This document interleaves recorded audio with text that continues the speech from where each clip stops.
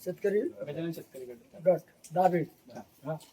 आता इथे आम्हाला फक्त हे बनवायचं आहे गोकृपा अमृत. त्याचं साहित्य तर आम्ही जमा केलेलं आहे. त्याचं पहिलं काय टाकायचं, की पाणी किती घेते ते सांगा. पाणी 196 लिटर पाणी. आता त्याच्यामध्ये 1 लिटर गोकृपा अमृत कल्चर, हा 2 लिटर ताक, 2 किलो गूळ, हे माध्यम सगळं घेऊन आम्ही त्याची प्रक्रिया करत आहोत.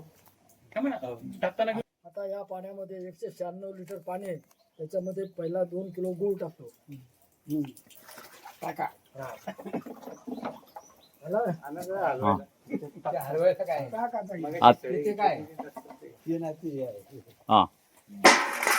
त्यानंतर 2 लिटर ताक हे टाकतोय. बघा ताक दिसते का? हा दिसते.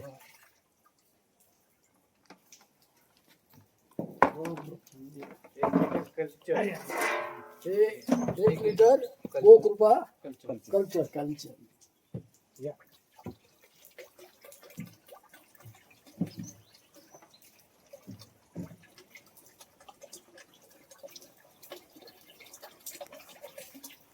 आता हे किती दिवस?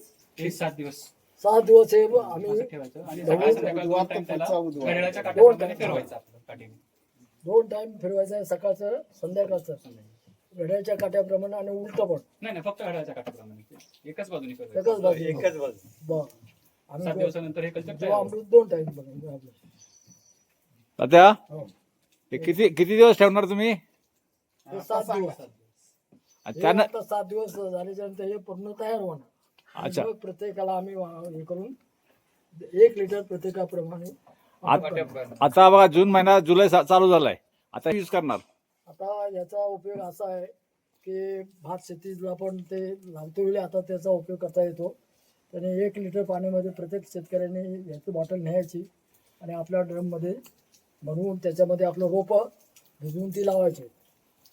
बरं त्याच्यात आता आंब्याना वगैरे कसं द्यायचे ते आपलं ड्रिचिंगने किंवा फवारणी करून देऊ शकतो. बस. चला धन्यवाद. ह्याचा रिझल्ट आपल्याला 7 दिवसांत तयार झाल्यानंतर पुढचा रिझल्ट आपण दाखवू. धन्यवाद.